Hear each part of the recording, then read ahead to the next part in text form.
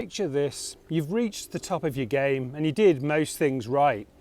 So much so that you've won the awards, you got the money, you got the title, you've got the house with a big kitchen extension, you've got a couple of kids in private education, you've got a couple of cars in the driveway.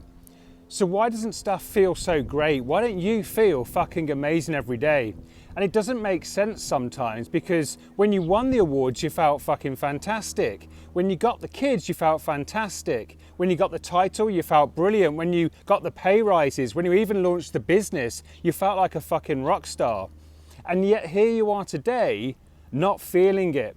And in some of you, you may have even lost connection with who you are. Because here's what happens. There's a thing called the arrival fallacy, where we believe that when we get to the place we wish to get to, everything's going to be okay. But it's bullshit. And it's bullshit because success doesn't fix your shit, it amplifies it. So the more you increase the thrust, the more you increase the drag.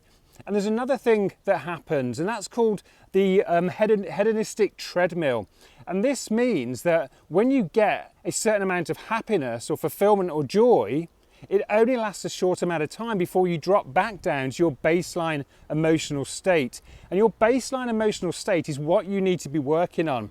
You don't want to be and should not be working on those peaks, because if you work on those peaks, they're only going to be short-lived. You need to be working on the medium. Don't just raise the ceiling, you need to raise the floor. This is how you have success after success. This is how you have sustainable success. This is how you can actually not have the arrival fallacy bite you on the arse. So there you go. Success does not fix your shit, it amplifies it. You need to get rid of that subconscious bullshit that is the drag that increases when you increase the thrust. This is why so much coaching does not work. It's because they teach you to increase the thrust, to work harder, but they do not know, are not trained how to release the subconscious shit that's holding you back, that's dragging you down, that gets increasingly more difficult, increasingly heavy, increasingly whatever, the more you get successful, yeah?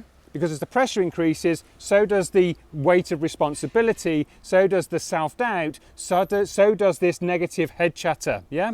You've got to work on the drag. You've got to get rid of the subconscious bullshit. Otherwise, it ain't going to be so great when you get there.